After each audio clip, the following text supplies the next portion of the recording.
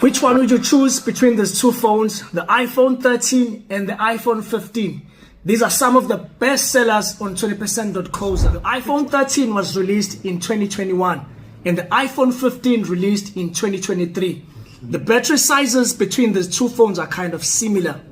But now the iPhone 13 is still using the notch, which was introduced on the iPhone 10 in 2019. It changed into a dynamic island with the iPhone 15, which was introduced a year earlier on the iPhone 14 Pro models. The iPhone 13 uses a glass which is glossy, has a glossy finish. But now the iPhone 15 is a matte finish glass. iPhone 13 has a less brighter display than the iPhone 15. The iPhone 15 is a better display. The iPhone 13 has a main camera of 12 megapixels and the ultra wide of 12 megapixels.